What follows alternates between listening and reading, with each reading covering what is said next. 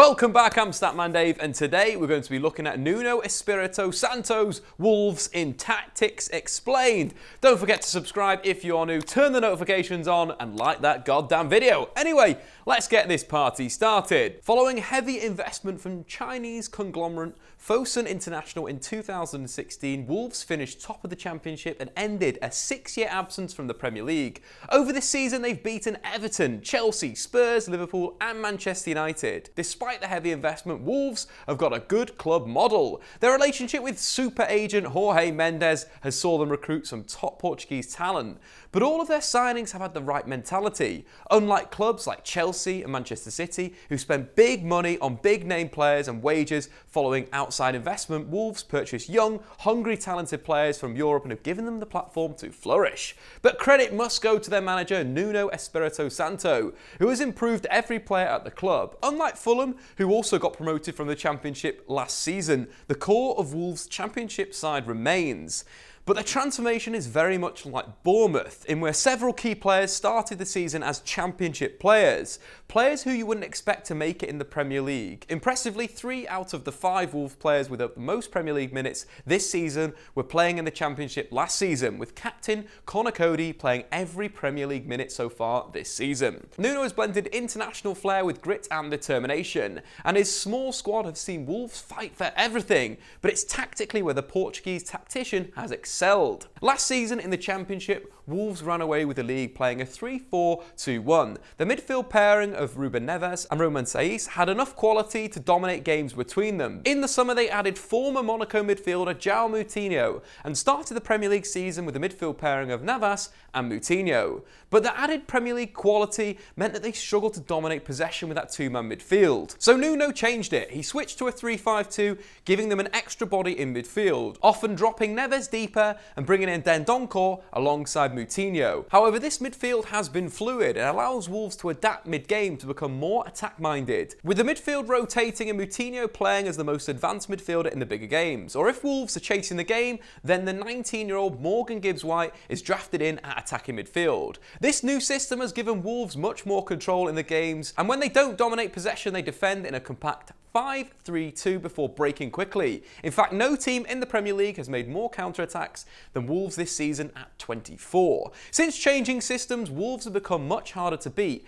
losing just 25% of their games playing a 3-5-2 compared to 39% of games in playing a 3-4-3. They've also got a better win percentage and considerably better goal difference, +4 compared to -2. But it's Joao Moutinho who makes this system so good. Wolves build up in a 3-3-4 with their wing-backs playing super aggressively on the opposition's last line, but Moutinho creates the overloads all over the pitch, both in possession and out of it. Amazingly, Moutinho is not only Wolves' top assister, but he's made more tackles than any other player in the Premier League. His progressive play puts Wolves on the front foot. Not only that is he very safe on the ball, often moving it from flank to flank.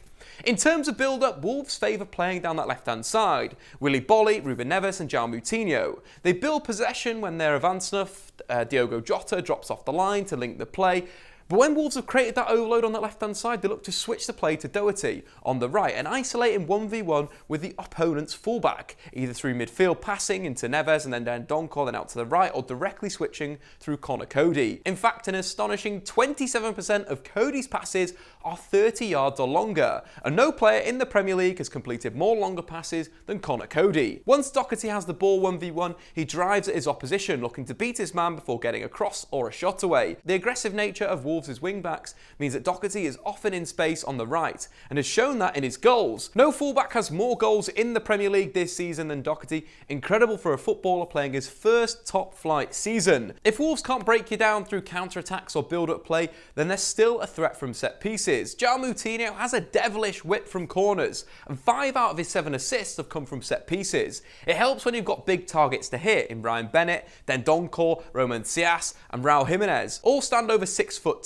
And Wily Boly is a massive 6'5". Predictably, Boly is most dangerous, with Shane Duffy and Sol Bamba as the only centre-backs who've scored more goals than Wily Boly in the Premier League this season. On to the front two, Raul Jimenez and Diogo Jota are the best real front two in the Premier League. They almost have a telepathic understanding in attack and defence. They work incredibly hard off the ball, either pressing their opponent's defence, seen by their goal versus Cardiff, Jota presses, Jimenez wins it, they instantly counter, a slightly unorthodox 1-2 results in a goal, or they drop back to a deep 5-3-2-0 and work on their opponent's defensive midfielders, which worked so well against Manchester United in the FA Cup, restricting United's play in between the lines and also breaking on them through that position. But what makes the pair so dangerous is their positioning, either in between the centre-back and the full-back or coming off the line. The first situation leads to many counter-attacking situations for Wolves. Wolves win the ball in the centre of the pitch with the opposition full-backs in advanced areas and break in behind. In an offensive capacity, they play off each other exceptionally well, with quick interchanges of passes.